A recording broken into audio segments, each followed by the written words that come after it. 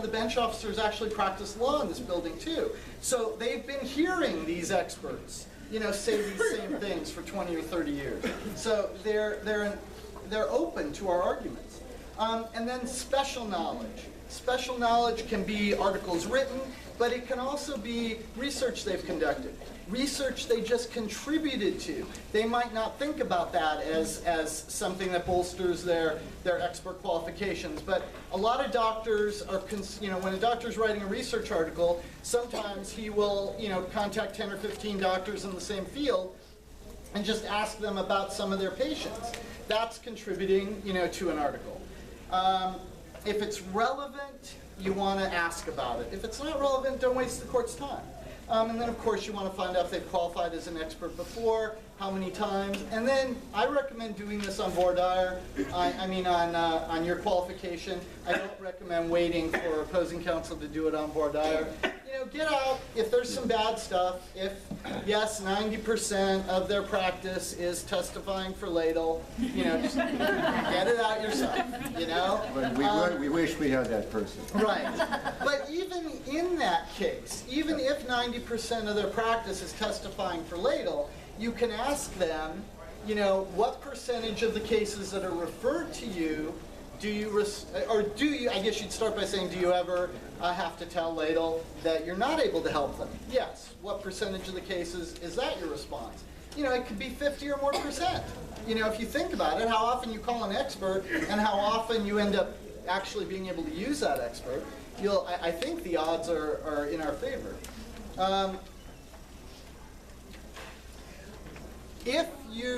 I really strongly advocate at least once with each expert, go and talk to them on their home turf. Go and talk to them at their office.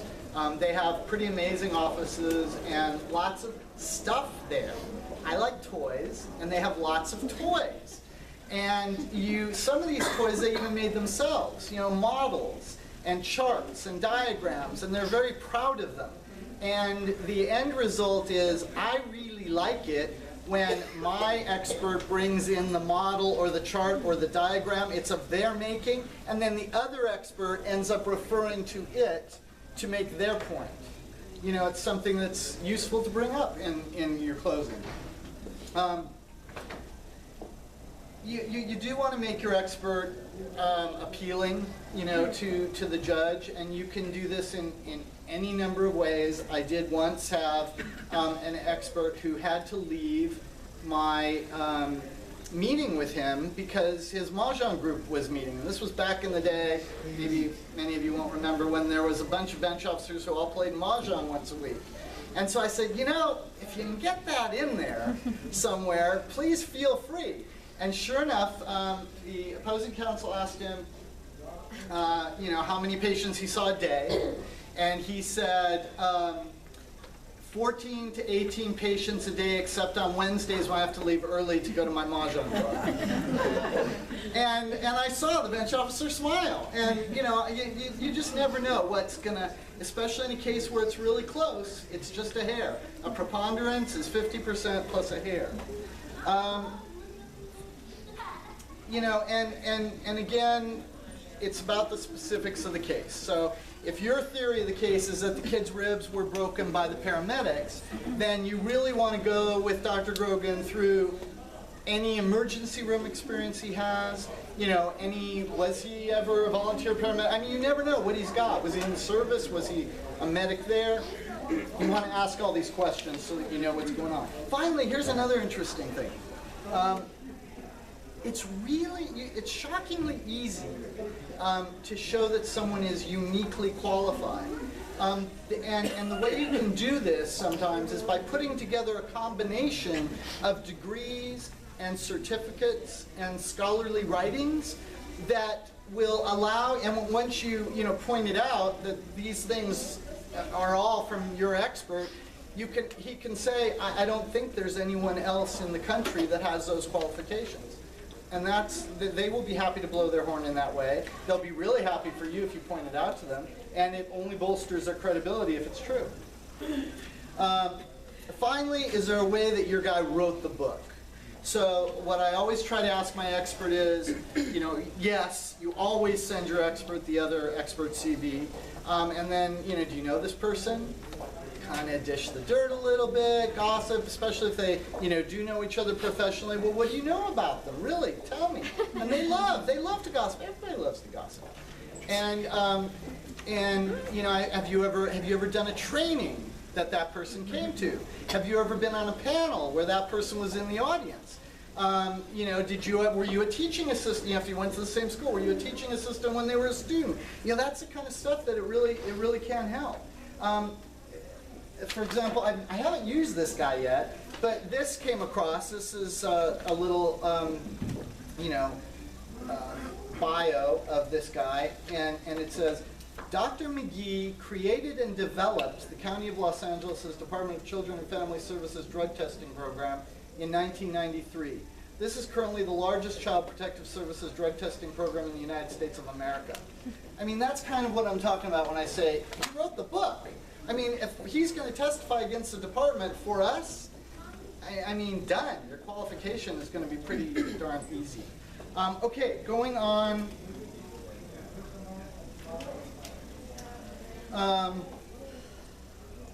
Once you've qualified your witness, you want to tender them. This is kind of an old-fashioned concept. It's not actually required by the rules of evidence anymore, but I recommend that you do it, and I'll explain why.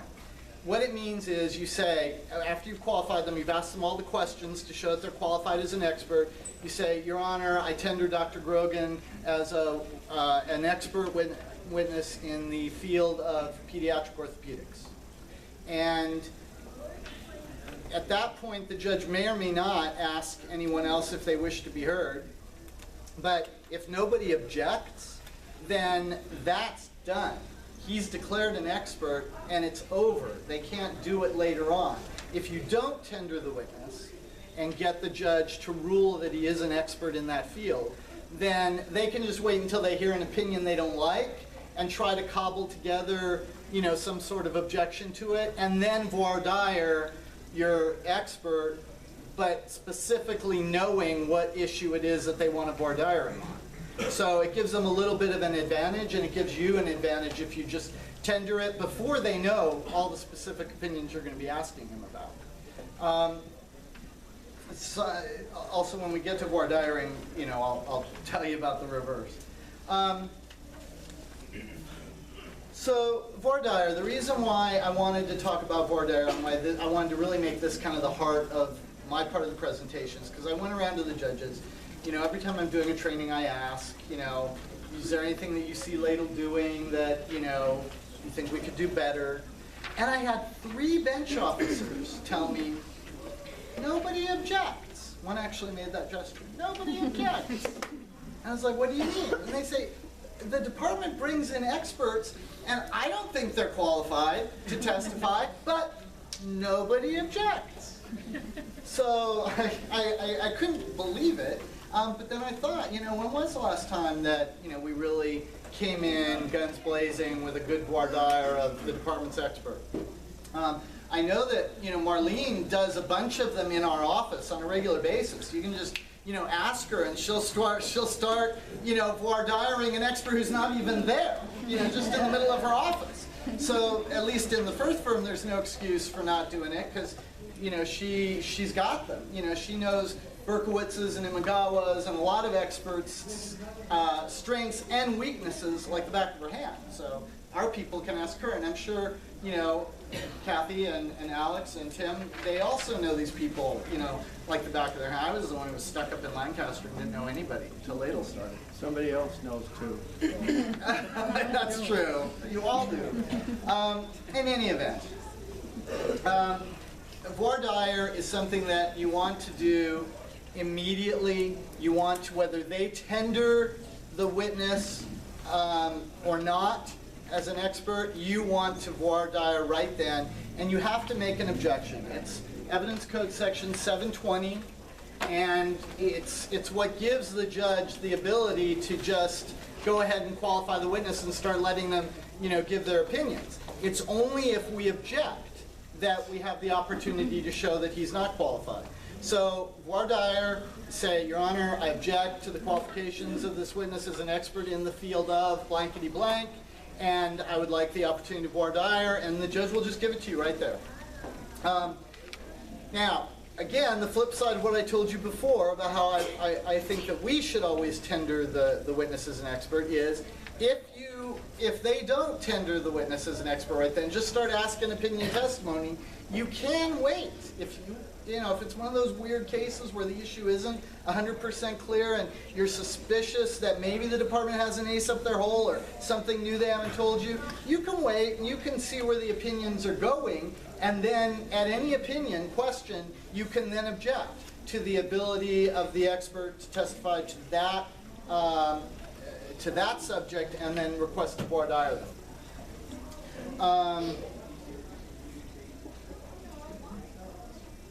Oh, this is really important. So voir dire is not cross-examination on the subject matter. The way I look at it is, imagine that the expert is just a piece of paper at that point. And so this is an admissibility argument. It's like authentication of the piece of paper. When you're arguing about